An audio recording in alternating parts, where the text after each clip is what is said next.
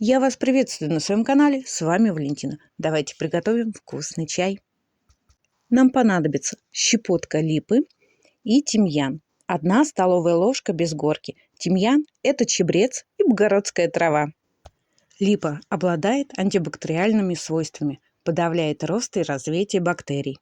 Дубильные вещества обладают вяжущими и отхаркивающими действиями, снижает воспаление и укрепляет иммунитет.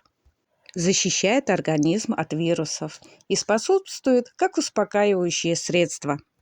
Тимьян – это богородская трава. Это же чабрец, его пьют при болях в суставах, при радикулите, нервологических заболеваниях, болях в сердце, помогает бессоннице, лечит заболевания желудочно-кишечного тракта.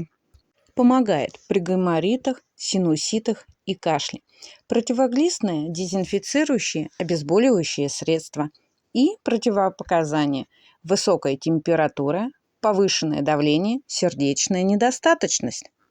Как приготовить? Нам понадобится щепотка липы, 1 столовая ложка тимьяна без горки. Заливаем пол-литрами воды, холодной или теплой.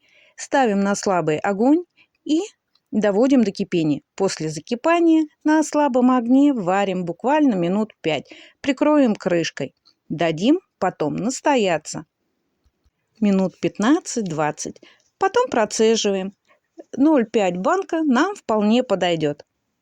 Применение: пьем утром, днем и вечером. Наливаем немножечко, полкружечки настоя, разбавляем водой. Для сладости можно добавить мед. Можно пить холодный, теплый и горячий. Оставшийся настой держим в холодильнике не более 2 дней, закрытой крышкой. Если вы хрипите, сопите, у вас ОРВИ, грипп, ангина, такой чай вам обязательно поможет после дня приема. Будьте здоровы! С вами была Валентина. Пока-пока. Пишите комментарии, подписывайтесь на канал, присылайте смайлики. И напишите, полезен ли был рецепт. Напишите в комментариях, в каком городе и стране меня смотрят. Очень-очень интересно. Видео содержит ознакомительный характер. Проконсультируйтесь с врачом.